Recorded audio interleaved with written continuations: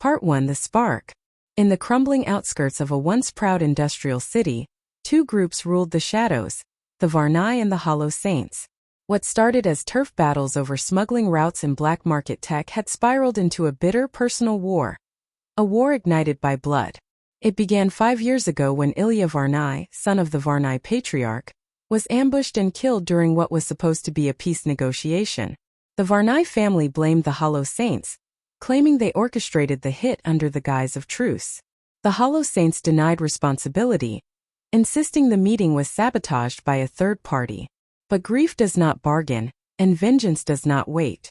In retaliation, the Varnai torched the Saints' safe house in Sector 14, killing 3 lieutenants and burning half a dozen innocents alive. From that moment on, the city fell into a cold war of ambushes, informants, and backroom assassinations. Quiet kind of hate. Now, 5 years later, both groups are shadows of what they once were, wounded beasts nursing old grudges. The Varnai, led by Nika Varnai, Ilya's sister, is ruthless and tactical, known for turning enemies against each other with surgical precision. The Hollow Saints are under Marek Dvorak, a former mercenary turned gang leader who values loyalty above all else. Despite the years, the fire of vengeance never cooled. Part 3: Broken Alliances. The streets of Old Carson, once humming with neon trade and underground dealers, had become graveyards of deals gone wrong. Whispers moved faster than bullets here, and even faster than those were lies. In a dim-lit bar built beneath the skeleton of an old steel refinery, Viktor Dragan, one of Nika Varnai's most trusted enforcers, sipped stale vodka and stared at the man across the table. "You're sure it was Dvorak's crew?" Vic asked. The informant, skinny, twitchy, a former runner for the Saints, nodded, eyes darting to the door like a hunted dog. "Yeah, man. I saw him. That Saint sigil, the halo with the eye? Clear as day. They hit the Varnai depot last night. Took everything. Left a message too. Said, for Ilya." Vic leaned back, his expression unreadable. After a moment, he stood and tossed a handful of creds on the table. "Appreciate your honesty. Shame you won't be able to spend that." The gunshot echoed through the pipes, and the bartender didn't flinch. No one in Old Carson ever did. Part 4: The Weight of Ghosts. Nika Varnai stood at the edge of the old train yard, her gloved hand brushing across a rusted rail like it was a grave marker. Her brother's. Her blood.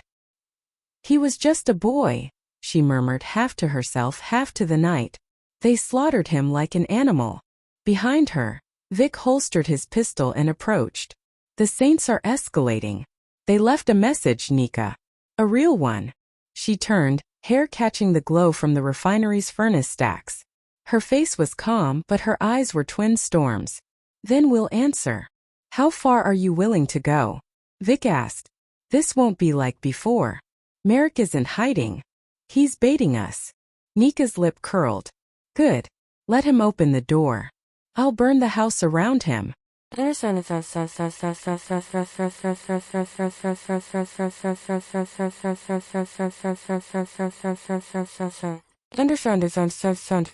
Part 5: Saints with Scars. On the other side of the city, Marek Dvorak wiped engine grease from his hands as he stepped into the war room.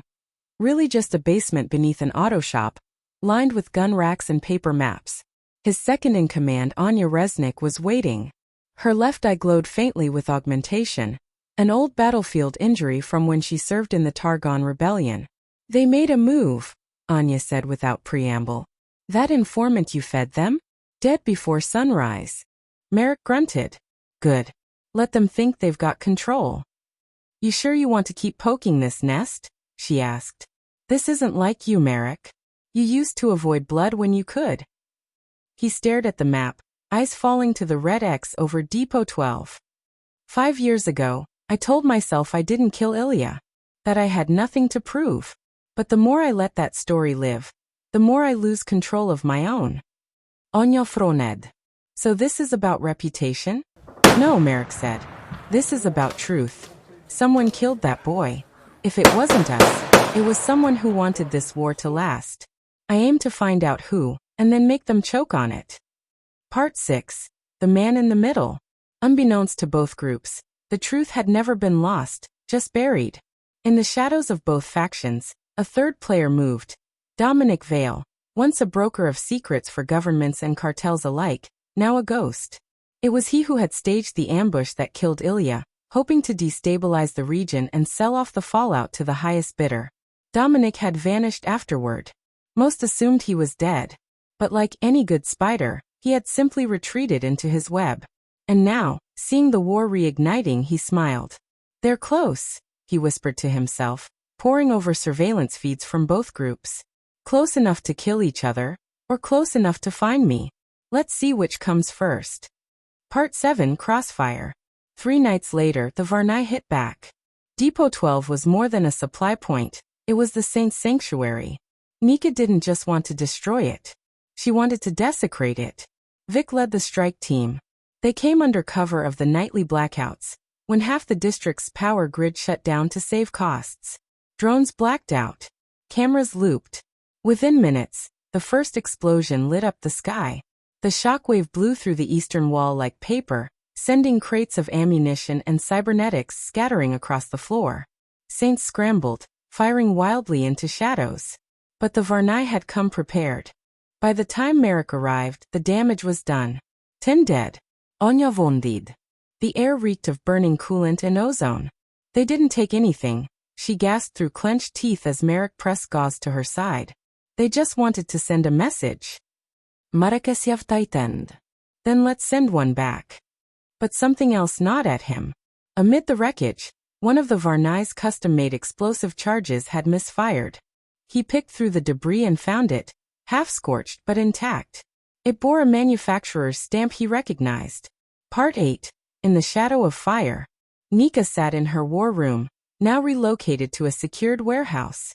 Her people were nervous. Depot 12 had been a statement, but it came at a cost. Retaliation would be brutal.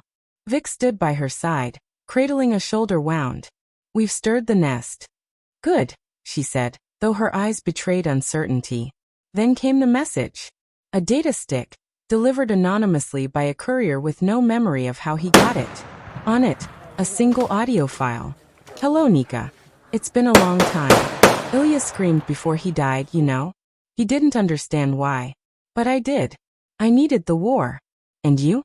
You've done beautifully. Let's see what you do now. She dropped the player. Dominic Vale. Vic froze. That bastard's dead. Burned in the Sandval contract riots. Apparently not, she said. And if he staged Ilya's death? The walls of her revenge began to tremble. Part 9, The Uneasy Accord. Merrick had received the same file. He called for a meeting. Neutral ground, a ruined church in District Grey, long abandoned by faith and fire. Nika arrived first, flanked by Vic and 2 other guards. Merrick followed, Anya limping beside him, pistol slung low. "No tricks," Merrick said. "No bumps," Nika replied. "I'm listening." They stood beneath a collapsed dome as moonlight poured through broken stained glass. Both were hardened by grief, scarred by years of vendettas. "We were both played," Merrick said, tossing the audio recorder into her hands. "I know. Then what do we do?" he asked. "Find him. End him. And after?" he asked. "You go back to burning my people?" She met his eyes. "That depends. After all this, can we live in the same city again?" Marek paused. "Let's worry about surviving the hunt first." Part 10 Hunting the Ghost. Dominic Vale was no ordinary man.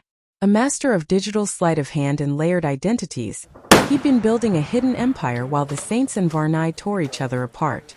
But even ghosts leave trails. Anya tracked a signal from the audio file to a high-rise downtown. The Calyx spire, long thought abandoned.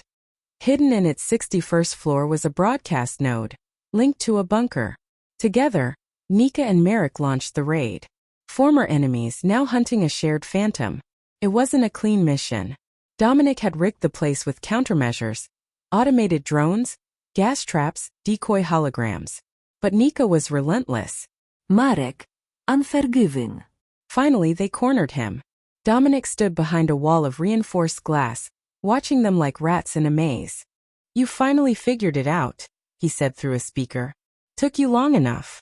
Ilya was a pawn. One move. One scream. And look what it built. A city under my control. You killed my brother, Nika hissed. I gave you purpose. Merrick raised his rifle. And now we take it back. Part 11. Ashes and Truth. Dominic smiled as they breached the glass. He didn't run. He didn't plead. He simply said, "You'll kill me. But the war? That never ends. People like us, violence is all we are." Nika pulled the trigger first. A single shot, clean between the eyes. Merrick didn't stop her. They set the bunker to burn, wiping every trace of Dominic's operations. Files, devices, blueprints, all gone. As the fire roared behind them, Nika turned to Merrick. "So what now?" "We end it," he said. "For real." "You think we can?" "I think we have to try." Epilogue. Dust settles. Months passed. The city was quieter now. Not healed. Scars never fully fade, but quieter. The Varnai scaled back their operations, shifting from warfare to control. Nika kept a tight grip, but the bloodletting ceased. The saints rebuilt. Unearthed. Merrick spent his days in silence, often visiting the church in District Grey. No weapons. No grudges. Just peace. One day Nika joined him. They didn't speak. They didn't need to. The war had ended. Not with victory but with truth. And sometimes, that was enough.